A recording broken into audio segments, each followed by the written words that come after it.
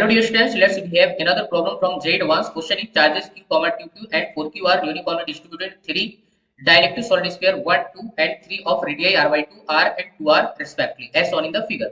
If magnitude of the electric fields at point P at distance r from the center of the sphere first, second and third are E1, E2 and E3 respectively, then आपको बताना है ठीक है कौन सा option यहाँ पे आपका correct. Okay, and this question ये asking J advanced 2014. Okay guys, let's see the solution. बेटा समझते हैं आप इसके कॉन्सेप्ट को. ठीक है, तो सबसे पहले तुझे यहाँ पे एक बात समझनी होगी बेटा. यहाँ पे देखो स्फीयर 1, स्फीयर 2, स्फीयर 3 जिनकी रेडियस r/2, r, 2r और चार्जेस जो आपको दे रखे हैं q, 2q और 4q. ठीक है, यहाँ पे एक चीज आपको समझनी पड़ेगी. हमारे पास जो यूनिफॉर्मली चार्ज सॉलिड स्फीयर होता है वहां पे हम गॉस लॉ वगैरह अप्लाई करके जो इलेक्ट्रिक फील्ड निकालते हैं 3 रीजंस में.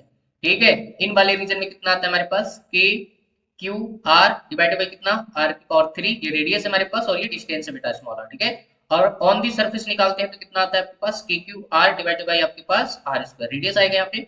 अगर आउटसाइड बात करोगे तो हमारे पास कितना आ जाएगा भाई के q r divided by small r square. ठीक है, तो तीन रिजल्ट जो यहाँ पे अपन यूज करने वाले हैं, इन्हीं तीनों रिजल्ट की हेल्प से जो हम यहाँ पे क्या निकाल देंगे इलेक्ट्रिक फील्ड के मैग्नीट्यूड के बीच यहाँ पे रिलेशन फाइंड करेंगे. ठीक है, तो सबसे पहले बेटा यहाँ पे अगर फर्स्ट E1 निकालें, ठीक है E1, तो आप ध्यान से देखो जो हमारे पास पॉइंट P है, क्योंकि पॉइंट P पे जो है आपको इलेक्ट्रिक फील्ड के मैग्नीट्यूड निकालने हैं यहाँ पे तीनों केसेस में. तो ये जो P पॉइंट है for the first sphere that is outside of the sphere.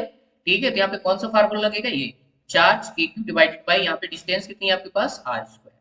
Clear है, ये हो जाएगा. अब E2 निकालोगे तो E2 इक्वल टू कितना आएगा बेटा, E2 जो है that is point on the surface of the sphere. तो कितना हो जाएगा, यहाँ पे चार्ज कितना है 2 kq और डिवाइडेड बाय कितना हो जाएगा r स्क्वायर. ठीक है, रेडियस ही ले लेंगे. ठीक है, और थर्ड की अगर बात करें, थर्ड हमारे पास E3 आ जाएगा. और E3 बेटा देखो ध्यान से, ये आपका इनसाइड वाला पॉइंट है. इनसाइड वाला बोले तो यहाँ पे फर्स्ट फार्मूला आपका यूज हो जाएगा. चार्ज कितना दे रखा है 4 kq into r. r कितना है कैपिटल R और डिवाइडेड बाय रेडियस कितनी है आपके पास यहाँ पे 2r. तो 2r का क्यूब करोगे बेटा यहाँ पे 2r का क्यूब तो कितना हो जाएगा 8r क्यूब हो जाएगा. क्लियर है, तो ये रिलेशन यहाँ पे निकलेगा. यहाँ पे थोड़ा सा इसको यहाँ पे सॉल्व करना पड़ेगा आपको E3 को. After that we will find our relation. So यहाँ से हमारे पास एक r गेट कैंसिल आउट और ये 4 2 आपका 8 हो जाएगा. क्लियर है, तो हमारे पास E3 इक्वल टू आ जाएगा kq divided by 2r square. ठीक है, तो बेटा ध्यान से देखिए हमारे पास यहाँ पे सबसे ज्यादा इलेक्ट्रिक फील्ड का जो मैग्नीट्यूड है दैट इज E2. क्लियर है, क्योंकि kq divided by r square सब में क्या है कॉमन है.